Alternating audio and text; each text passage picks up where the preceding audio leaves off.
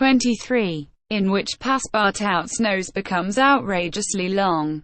The next morning poor, jaded, famished Passepartout said to himself that he must get something to eat at all hazards, and the sooner he did so, the better.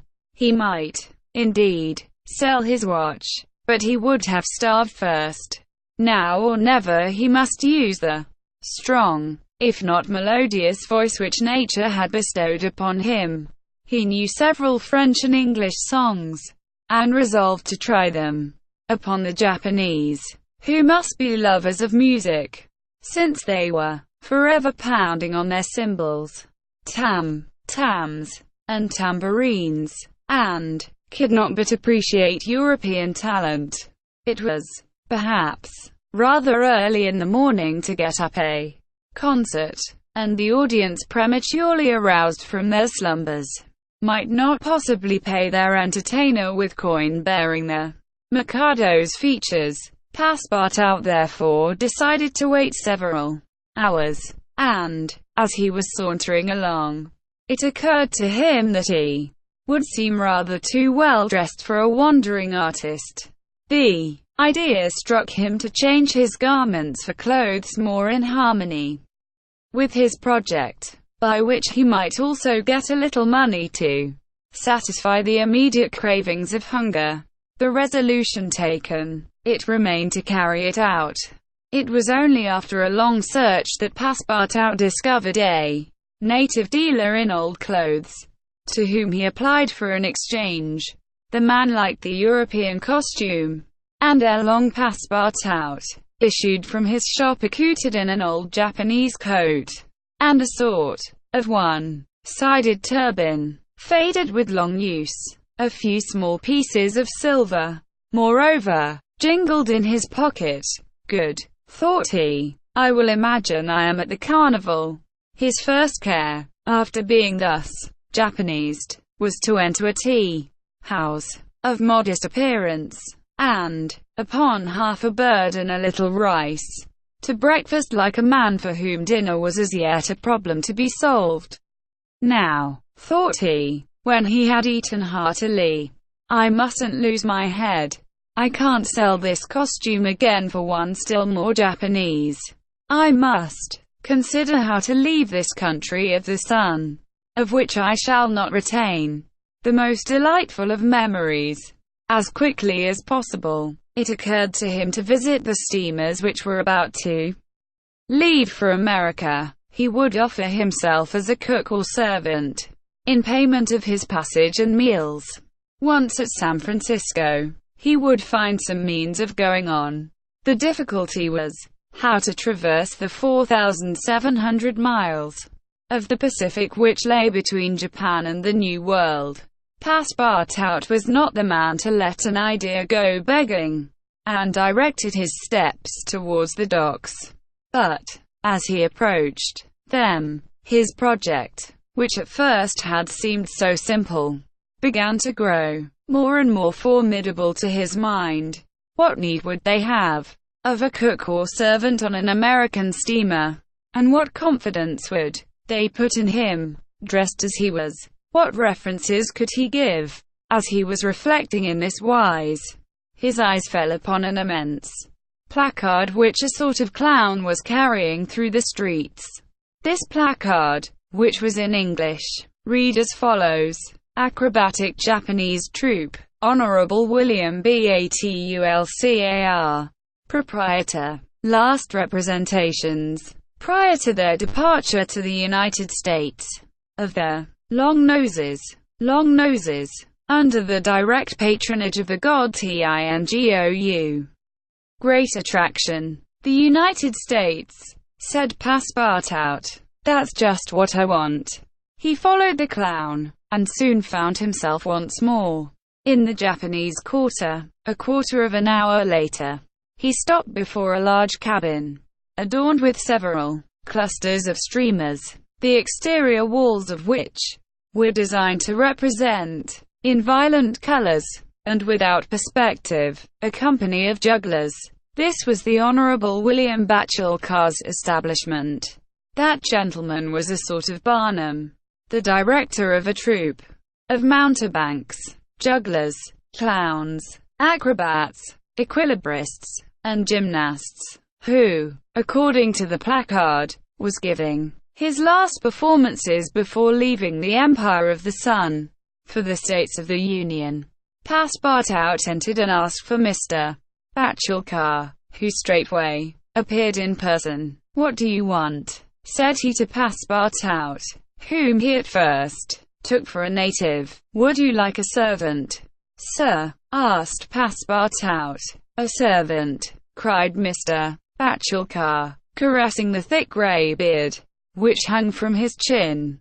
"I already have two who are obedient and faithful, have never left me, and serve me for their nourishment. And here they are," added he, holding out his two robust arms, furrowed with veins as large as the strings of a bass viol. "So I can be of no use to you?" "None." "The devil! I should so like to cross the Pacific with you." "Ah," said the Honorable Mr. Batulcar, "you are no more a Japanese than I am a monkey. Who are you dressed up in that way?" "A man dresses as he can." "That's true. You're a Frenchman, aren't you?" "Yes." "A Parisian of Paris. Then you ought to know how to make grimaces." "Why?" replied Passepartout, a little vexed that his nationality should cause this question. "We Frenchmen know how to make grimaces. It is true, but not any better than the Americans do." "True. Well, if I can't take you as a servant, I can as a clown. You see, my friend, in France they exhibit foreign clowns, and in foreign parts French clowns. Ah, you are pretty strong, eh? Especially after a good meal. And you can sing." "Yes," returned Passepartout, who had formerly been wont to sing in the streets. "But can you sing standing on your head, with a top spinning on your left foot, and a saber balanced on your right?"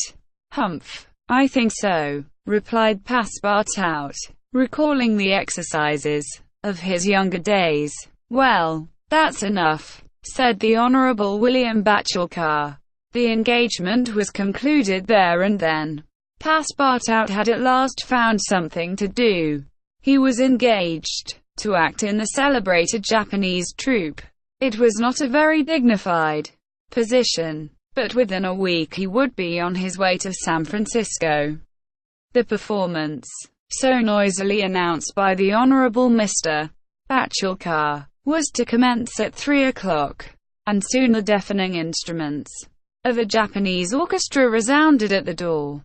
Passepartout, though he had not been able to study or rehearse a part, was designated to lend the aid of his sturdy shoulders in the great exhibition of the human pyramid, executed by the long noses of the god Tingu. This great attraction was to close the performance. Before 3 o'clock the large shed was invaded by the spectators, comprising Europeans and natives, Chinese and Japanese, men, women, and children, who precipitated themselves upon the narrow benches and into the boxes opposite the stage. The musicians took up a position inside, and were vigorously performing on the gongs, tams, flutes, bones, tambourines, and immense drums. Their performance was much like all acrobatic displays, but it must be confessed that the Japanese are the first equilibrists in the world. One, with a fan and some bits of paper, performed the graceful trick of the butterflies and the flowers. Another traced in the air, with the odorous smoke of his pipe, a series of blue words, which composed a compliment to the audience, while a third juggled with some lighted candles, which he extinguished successively as they passed his lips, and relit again without interrupting for an instant his juggling. Another reproduced the most singular combinations with a spinning top in his hands. The revolving tops seemed to be animated with a life of their own in their interminable whirling. They ran over pipe stems, The edges of sabers, wires and even hairs stretched across the stage. They turned around on the edges of large glasses, crossed bamboo ladders, dispersed into all the corners, and produced strange musical effects by the combination of their various pitches of tone. The jugglers tossed them in the air, threw them like shuttlecocks with wooden battledores, and yet they kept on spinning. They put them into their pockets, and took them out, still whirling as before. It is useless to describe the astonishing performances of the acrobats and gymnasts. The turning on ladders, poles, balls, barrels, was executed with wonderful precision. But the principal attraction was the exhibition of the long noses, a show to which Europe is as yet a stranger. The long noses form a peculiar company, under the direct patronage of the god Tingu, attired after the fashion of the Middle Ages. They bore upon their shoulders a splendid pair of wings. But what especially distinguished them was the long noses, which were fastened to their faces, and the uses which they made of them. These noses were made of bamboo, and were 5, 6, and even 10 feet long, some straight, others curved, some ribboned, and some having imitation warts upon them. It was upon these appendages, fixed tightly on their real noses, that they performed their gymnastic exercises. A dozen of these sectaries of Tingu lay flat upon their backs, while others, dressed to represent lightning rods, came and frolicked on their noses, jumping from one to another, and performing the most skillful leapings and somersaults. As a last scene, a human pyramid had been announced, in which 50 long noses were to represent the car of Juggernaut. But, instead of forming a pyramid by mounting each other's shoulders, the artists were to group themselves on top of the noses. It happened that the performer who had hitherto formed the base of the car had quitted the troupe, and as to fill this part, only strength and adroitness were necessary. Passepartout had been chosen to take his place. The poor fellow really felt sad when, melancholy reminiscence of his youth, he donned his costume, adorned with vari-colored wings, and fastened to his natural feature a false nose 6 feet long. But he cheered up when he thought that this nose was winning him something to eat. He went upon the stage, and took his place beside the rest, who were to compose the base of the car of Juggernaut. They all stretched themselves on the floor, their noses pointing to the ceiling. A second group of artists disposed themselves on these long appendages, then a third above these, then a fourth, until a human monument reaching to the very cornices of the theatre soon arose on top of the noses. This elicited loud applause, in the midst of which the orchestra was just striking up a deafening air. When the pyramid tottered, the balance was lost. One of the lower noses vanished from the pyramid, and the human monument was shattered like a castle built of cards.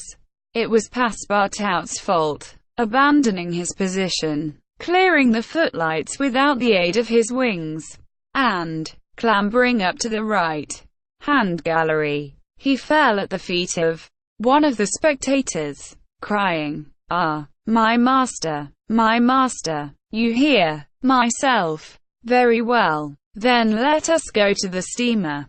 Young man, Mr. Fogg, Ouder, and Passepartout passed through the lobby of the theatre to the outside, where they encountered the Honourable Mr. Batchelcar. Furious with rage, he demanded damages for the breakage of the pyramid, and Phileas Fogg appeased him by giving him a handful of banknotes. At 6:30, the very hour of departure, Mr. Fogg and Ouder, followed by Passepartout, who in his hurry had retained his wings and nose 6 feet long, stepped upon the American steamer.